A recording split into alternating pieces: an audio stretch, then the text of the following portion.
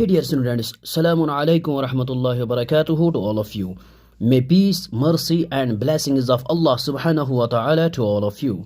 Dear friends, previous lecture में हमने मीनस lecture number 12 में हम 11 में हमने डिस्कस की थी एग्जाम्पल नंबर 14 और वो थी show that every polynomial function is continuous. वहाँ पे हमने वो शो किया था कि every polynomial function is continuous. Okay, तो इस लेक्चर में हम डिस्कस करेंगे एग्जाम्पल नंबर 15। ये रिलेटेड है ग्रेटेस्ट इंटीजर फंक्शन के रिलेटेड।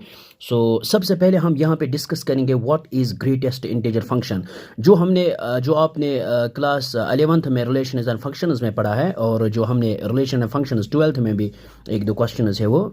तो आज हम तो थोड़ा सा हम इसको रिवाइज करेंगे यहाँ पे। तो सबसे पहले आते हैं what is greatest integer function. Okay, और सबसे पहले डेफिनेशन के ऊपर आते हैं। ग्रेटेस्ट इंटीजर फंक्शन हम कहते हैं a function f such that real to real means domain भी रियल है और रेंज भी है, इसका रियल ही है। डिफाइंड बाय, और हमारे पास ये फंक्शन होती है f of x is equal to, ये जो है ना ये क्लोज्ड ब्रैकेट, लेकिन यहाँ पे इसको कहते हैं हम ग्रेटेस्ट इंटीजर। ओके, क्लोजर ये greatest integer of x where x belongs to real, ये जो है हमारे पास इसको हम यहाँ पे कहते हैं ग्रेटेस्ट इंटीजर और which is less or equal to x. Okay, ये जो हमारे पास ये है greatest integer of x which is equal to less और इक्वल टू एक्स के बराबर होता है। Okay, where x belongs to real, और इसको हम it is also called floor function and it is also called step function. तो ये जो हमारे पास है ये हमें ग्रेटेस्ट इंटीजर देगा। ओके, तो क्या है मतलब ग्रेटेस्ट इंटीजर का, तो आपको यहाँ पे एग्जाम्पल से आपको समझ में आ जाएगा। फॉर एग्जाम्पल अगर हम यहाँ पे लेंगे ग्रेटेस्ट इंटीजर, यहाँ पे हम 1 लेंगे तो इसका जो वैल्यू है 1 ही के बराबर आएगा। अगर हम यहाँ पे 2 लेंगे, देखो अगर हम यहाँ पे इंटीजर लेंगे तो ये वही देगा। अगर हम इसमें लेंगे ना x की जगह इंटीजर्स तो ये वही देगा। ओके, तो अगर हम यहाँ पे 3 लेंगे तो ये हमारे पास जो वैल्यू इसका होगा वो 3 ही के बराबर आएगा and up to so on.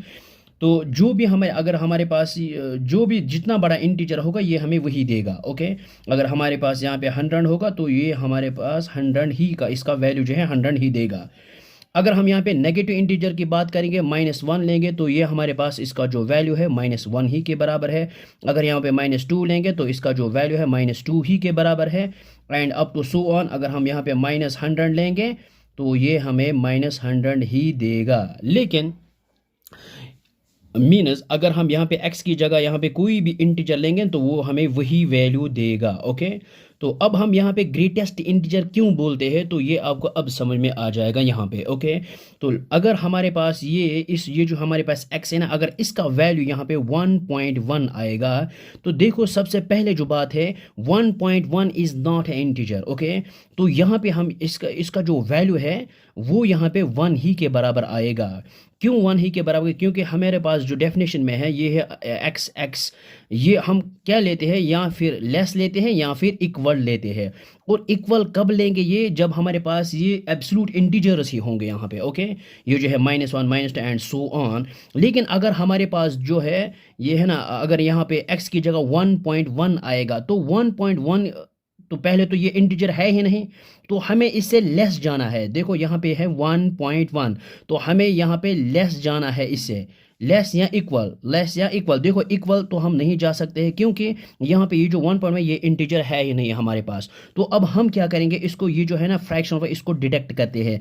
आपको ये इस तरह से समझ में आ जाएगा। अगर हम यहाँ पे रियल लाइन ड्रॉ करेंगे यहाँ पे, तो ये मान लीजिए आप हमारे पास ये रियल लाइन है। ओके, तो देखो यहाँ पे क्या है 1 है और ये जो 1.1 है ये यहाँ पे आ जाएगा। मान लीजिए ये यहाँ पे 1.1 यहाँ पे आ जाएगा। ओके, तो देखो 1.1 इज़ नॉट ए इंटीजर, तो हमें क्या करना है, 1 से लेफ्ट की तरह सबसे इंटीजर जो आता है ना वो 1 आता है, तो हमें यहाँ पे वही लेना है।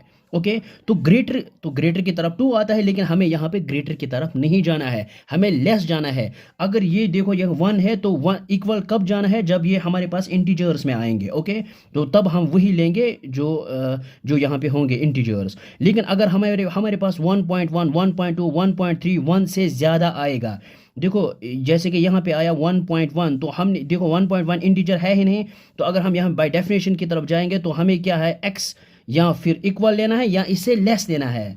तो यहाँ पे इक्वल हम इसको नहीं ले सकते हैं, तो हम क्या करते हैं, ये जो 1.1 है इससे लेफ्ट साइड की तरफ जो इंटीजर होता है वही हम लेते हैं। और फिर इसको यहाँ पे ग्रेटेस्ट क्यों बोला जाता है, ग्रेटेस्ट इसलिए बोला जाता है क्योंकि अगर हम 1 से यहाँ के लेफ्ट की तरफ देखेंगे, so there exist infinite number of integers, okay. और इन इंटीजर्स में सबसे जो ग्रेटेस्ट है वो ये 1 है, इसलिए इसको बोलते हैं ग्रेटेस्ट इंटीजर, ओके। तो इसके बाद हम यहाँ पे आते हैं, अगर हमारे पास ये है 1.2, तो 1.2 का जो वैल्यू है हमारे पास वो 1 ही के बराबर आएगा। क्यों? क्योंकि यहाँ पे हम देखेंगे 1.2 यहाँ आएगा, मान लीजिए आप, तो 1.2 हम यहाँ पे नहीं ले सकते हैं क्योंकि 1.2 इज नॉट ए इंटीजर। तो 1.2 की लेफ्ट की तरफ जब हम देखते हैं तो इंटीजर जो हमारे पास है वो यही 1 आता है, ओके। सो देखो यहाँ पे 1.2 और 1 के बीच में there exist infinite of real numbers, लेकिन इनके बीच में कोई इंटीजर है ही नहीं, ओके। सिर्फ 1.2 के जो लेफ्ट साइड हम देखते हैं तो 1 है इंटीजर, तो इसको हम ग्रेटेस्ट क्यों बोलते हैं, जो अभी मैंने बताया है, there exist infinite number of integers, और इन इनफिनिट नंबर इंटीजर्स में जो ग्रेटेस्ट वैल्यू है वो ये 1 है।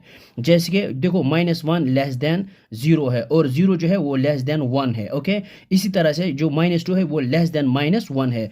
तो यहाँ पे 1 अगर हम यहाँ से लेफ्ट की तरफ देखेंगे तो there exist infinite number of integers, तो इन इंटीजर जो इनफिनिट नंबर इंटीजर्स में है इनमें जो ग्रेटेस्ट है वो यही 1 है, ओके।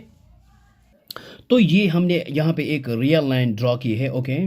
तो हमारे पास जो ग्रेटेस्ट इंटीजर है ये वाला, तो ये हमें ग्रेटेस्ट इंटीजर देता है, ओके।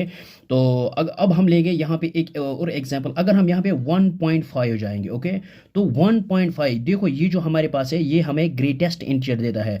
तो 1.5 अगर हम ग्राफ में देंगे, यहाँ पे लाइन पे देखेंगे, तो 1.5 इस 1 और 2 के बीच में होगा, ओके। तो 1.5 जो है हमारे देखो हम यहाँ पे हमें क्या लेना है, less or equal to x. तो ये जो हमारे पास x जो क्वांटिटी है यहाँ पे ये 1.2 is not a integer, okay. तो हमें इससे लेस जाना है, ग्रेटर तो हम नहीं जा सकते हैं। तो 1.5 जो है ये इंटीजर है ही नहीं, पहली बात ये है। तो हमें अब इसकी राइट की तरफ नहीं जाना है क्योंकि हमें लेस की तरफ जाना है। तो इसके हम जब हम लेफ्ट साइड देंगे तो हमारे पास जो इंटीजर आता है वो 1 ही के बराबर आता है, ओके। सो इसको हम क्यों कहते हैं ग्रेटेस्ट इंटीजर, क्योंकि because there exist infinite number of integers, और इन इंटीजर में जो सबसे ग्रेटेस्ट है वो यही 1 है, ओके। अब हम आते हैं यहाँ पे 1.6, ओके। तो 1.6 के हम यहाँ पे लेंगे 1 ही value, okay, and so on, क्योंकि 1.6 इज नॉट ए इंटीजर। तो 1.6 मान लीजिए यहाँ पे आ जाएगा, तो इससे लेफ्ट साइड जो सबसे ग्रेटेस्ट इंटीजर जो है वो 1 है, ओके। तो सेम यहाँ पे हम लिखेंगे 2.1। अगर हम यहाँ पे 2.1 देखेंगे तो ये जो हमें 2.1 इज़ नॉट ए इंटीजर, लेकिन जो इसका जो वैल्यू आएगा वो 2 के बराबर आएगा, क्योंकि 2.1 मान लीजिए यहाँ पे होगा। तो हमें देखो हम यहाँ पे 2.1 नहीं ले सकते हैं इक्वल, क्योंकि ये 2.1 इज़ नॉट ए इंटीजर। तो हम लेफ्ट साइड देखें तो लेफ्ट साइड जो हमारे पास जो इंटीजर है वो 2 है। इसको ग्रेटेस्ट क्यों बोलते हैं, because there exist infinite number of integers, और इनमें से जो सबसे ग्रेटेस्ट है वो 2 है, एंड सो ऑन, ओके। अब आते हैं नेगेटिव इंटीजर्स के ऊपर। तो अगर हम यहाँ पे नेगेटिव वैल्यूज़ की तरफ आएंगे, नेगेटिव इंटीजर्स में, तो अगर हम यहाँ पे -1 लेंगे तो ये हमें हमारे पास जो है इसका जो ग्रेटेस्ट इंटीजर वो यही 1 ही आएगा, -1 ही आएगा। और अगर हम यहाँ पे -2 लेंगे तो -2 ही ग्रेटेस्ट इंटीजर हमारे पास है, ओके।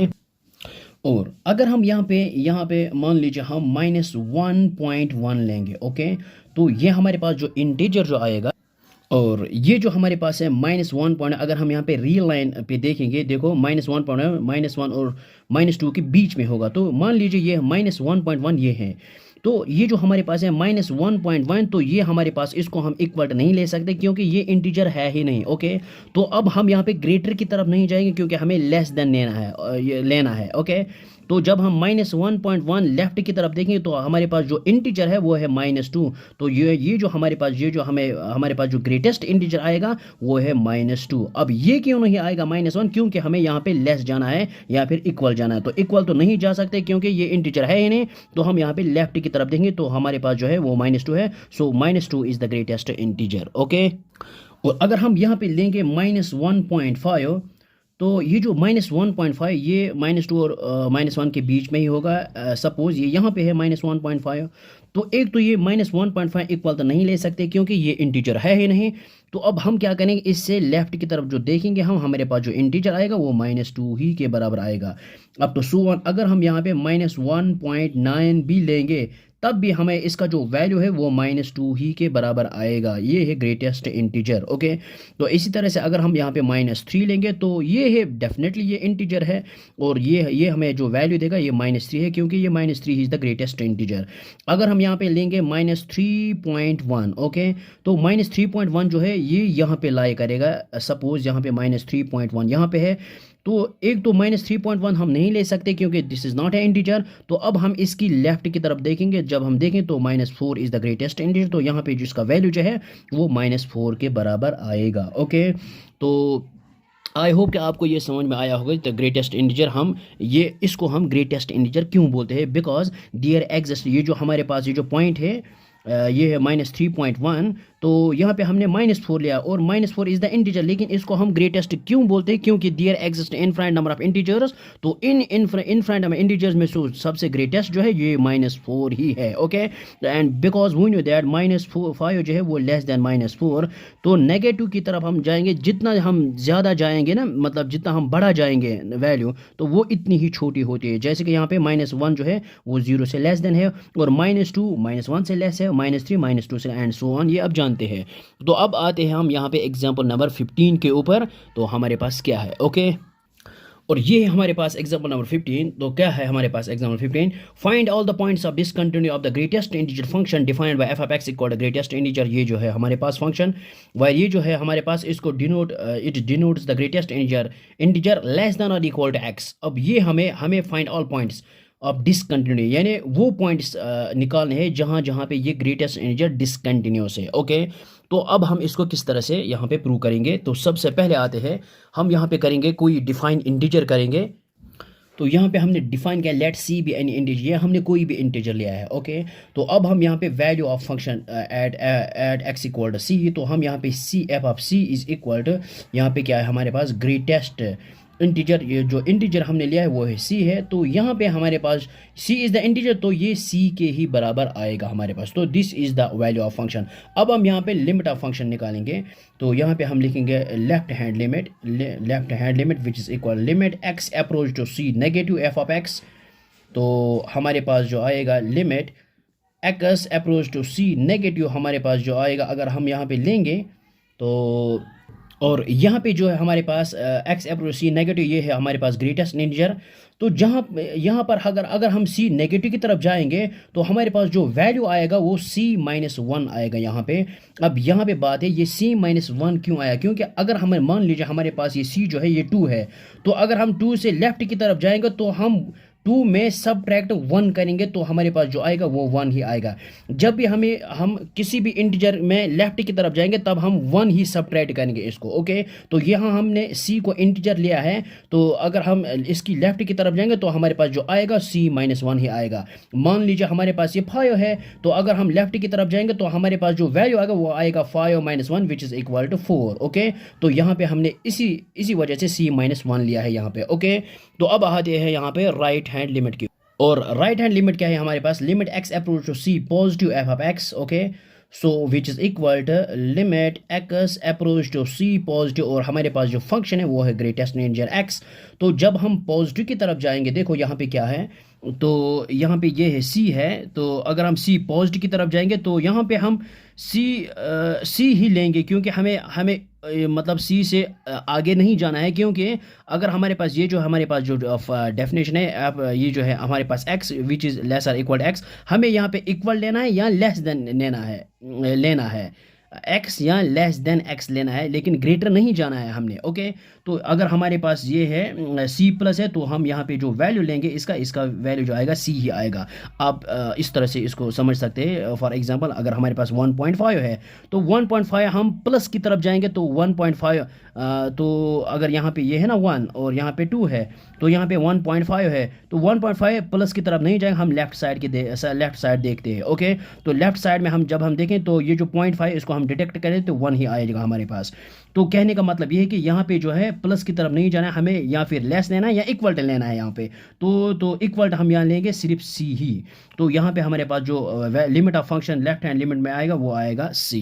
सो तो इसका मतलब ये है कि left hand limit and right hand limit does not coincide, so this function is not continuous, so there is this function is discontinuous for all integers. तो ये हमारे पास जो फंक्शन है ये डिसकंटिन्यूस है, और हमें पता भी है कि ग्रेटेस्ट इंटीजर फंक्शन है ये है डिसकंटिन्यूस फंक्शन, तभी तो इसको हम बोलते हैं फ्लोर फंक्शन। ओके, तो यहाँ पे हमने लिखा है therefore limit x approach c negative f of x is not equal to limit x approach c positive f of x, so this function is not continuous. तो यह हम लिख सकते हैं, यह हम यहाँ पे लिखेंगे this function is discontinuous at every integral points.